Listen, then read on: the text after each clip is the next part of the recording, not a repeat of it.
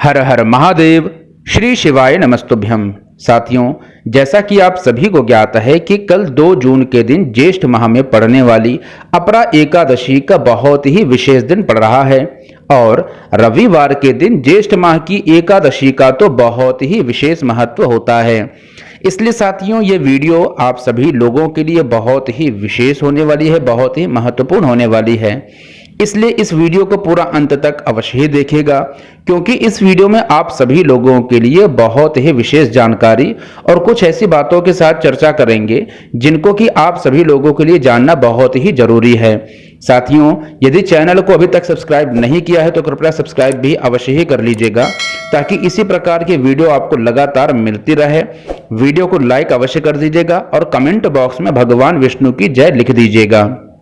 देखिए साथियों, जैसा कि मैंने बताया कि कल के दिन पड़ रही है एकादशी, और साथियों इस वीडियो में हम बात करेंगे कि अपरा एकादशी में क्या कार्य नहीं करने चाहिए और क्या कार्य करने चाहिए। किंतु आपके संग इस वीडियो में एक ऐसे उपाय को ना करने के बारे में चर्चा करेंगे जिसे कि आपको भूल करके भी नहीं करना चाहिए।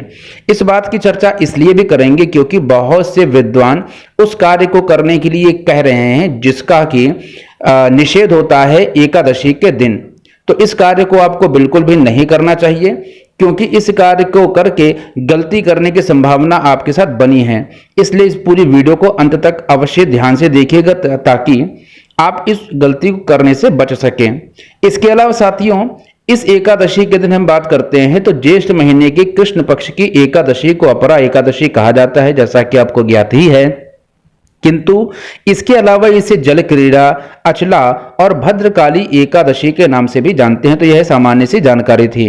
अब बात कर लेते हैं कि एकादशी का जो शुभ मुहूर्त है या किस समय जो एकादशी का जो प्रारंभ हो रहा है। तो हिंदू पंचांग के अनुसार अपरा एकादशी का प्रारंभ 2 जून को सुबह 5:04 पर होगा, अर्थात 2024 की 2 जून के अंतर्गत 5:04 पर यह प्रातःकाल इसका प्रारंभ होगा और इसका समापन 3 जून 2024 की रात में 2:41 पर है।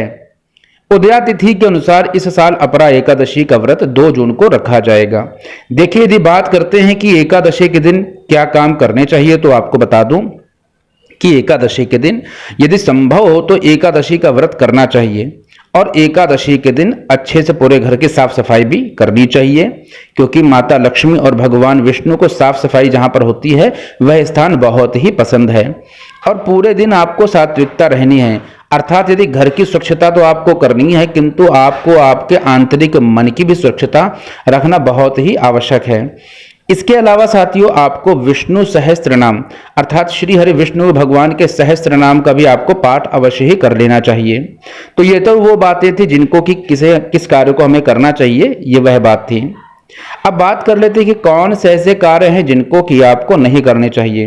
तो साथियों, जैसा कि मैंने आपको बताया कि कल रविवार के दिन अपरा एकादशी पड़ रही है और कई लोग यह बता रहे हैं कि अपरा एकादशी को पीपल के वृक्ष की पूजा करनी है, दीप जलाना है, या इसी तरीके से अनेक उपाय बता रहे हैं जो कि पीपल के वृक्ष से जुड़े हुए जो उपाय हैं। लेकिन आपको भूल कर भी रविवार के दिन पीपल के वृक्ष को नहीं छूना चाहिए।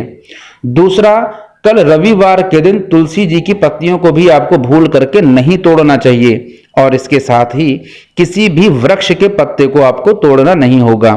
और कुछ अन्य बातों को भी ध्यान रखना होगा, जैसे कि एकादशी व्रत के दिन घर में ना तो चावल बनाएं, ना ही चावल से बनी किसी भी अन्य चीज का पालन करें। व्रती और परिवार वाले इस दिन मांस, लहसुन, प्याज, मसूर की दाल आदि का भी सेवन भूल करके भी ना करें। ये वस्तुएं निषेध होती हैं। जब बात करते हैं कि इस दिन कौन सा उपाय करें, तो आपको बता दूं, यदि आप धन का लाभ चाहते हैं तो आपको ये उपाय करना चाहिए। तो आपको बता दूं, इस दिन शाम को अर्थात प्रदोष काल में, अब यदि आप लोगों को प्रदोष काल का ज्ञान नहीं तो मैं हर वीडियो में बताता हूं कि सूर्यास्त का जो समय होता है उससे 45 मिनट से पहले से लेकर के 45 मिनट के बाद का जो संपूर्ण काल होता है शाम के समय, जिसे हम गोधूली भी बोलते हैं, तो उस काल को प्रदोष काल कहते हैं। तो प्रदोष काल के समय आपको अपने घर के प्रत्येक कोने में एक घी का दीपक जरूर जला देना चाहिए। मैंने आपको बताया कि शुद्ध देशी घी का और लंबी बाती का दीप आपको जलाना चाहिए। लेकिन अगर आप पूरे घर में दीप नहीं जलाना चाहते हैं या किसी कारण आप नहीं जला पा रहे हैं, तो आपको 5 जगह यह दीप अवश्य ही प्रज्वलित कर देने चाहिए। तो कौन सी 5 जगहें हैं जहां पर आपको इस दीप को प्रज्वलित करना चाहिए? तो जैसा कि मैंने बताया कि जो एकादशी का दिन होता है वो भगवान विष्णु और माता लक्ष्मी की पूजा का दिन होता है, तो इसलिए धन धान्य की वृद्धि पाने का यह बहुत ही विशेष अवसर होता है। तो आपको बता दूं, 5 जगह पर आपको दीप अवश्य ही प्रज्वलित कर देने चाहिए। अब ये 5 जगह कौन सी हैं? तो 2 दीप आपको लंबी बाती के आपके घर के मुख्य द्वार पर अवश्य ही जलाना चाहिए। आपके मुख्य द्वार पर दाईं और बाईं ओर इन दीपों को अवश्य ही जलाना चाहिए। ठीक है, तो 2 दीप यहाँ पर ये जो आपको आपके घर के मुख्य द्वार पर जलाना चाहिए। इसके अलावा एक गोल बाती का दीप आपको आपके घर के मंदिर में भगवान विष्णु जी के समक्ष प्रज्वलित करना चाहिए और भगवान विष्णु के सहस्त्र नाम का आपको पाठ कर लेना चाहिए। इसके अलावा एक दीप आपको आपके घर के ईशान कोण की ओर या जो ईशान दिशा होती है उस तरफ जला देना चाहिए। अब यदि आप लोगों को ईशान कोण या ईशान दिशा का ज्ञान नहीं है तो आपको बता दूं, उत्तर और पूर्व की जो बीच की दिशा होती है इसे ईशान कोण की दिशा कहते हैं। तो आपको एक लंबी बाती का शुद्ध देशी घी का दिया ईशान कोण की ओर जला देना चाहिए, क्योंकि ईशान कोण में सकारात्मक ऊर्जा का वास होता है और वह सकारात्मक ऊर्जा आपके पूरे घर को प्रज्वलित कर देती है और धन धान्य से आपके घर में वृद्धि होती चली जाती है। और इसके साथ ही लंबी बाती का एक दिया आपको आपके घर के किचन में उस जगह पर रख देना चाहिए जहां पर आपके घर का शुद्ध साफ पानी हो।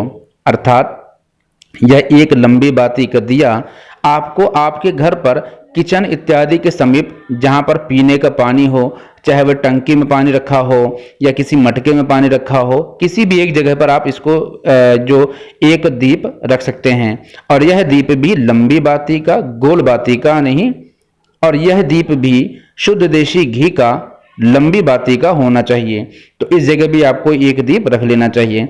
इस तरह से कुल मिलाकर के 2 दीप आपको मुख्य द्वार पर रखना है, एक दीप आपको ईशान कोण में जलाकर रख देना है, एक दीप आपको भगवान विष्णु के समक्ष गोल बाती का प्रदोष काल के अंतर्गत रखना है और एक दीप आपको घर में पानी के समीप रख देना है।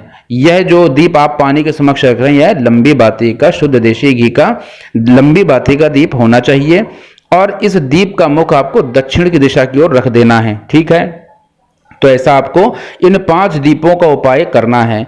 ऐसा करने से आपके घर में सकारात्मक ऊर्जा का वास हो जाएगा और घर से जितने भी नकारात्मकता है वह दूर होती चली जाएगी और घर में धन धान्य की वृद्धि होती रहेगी।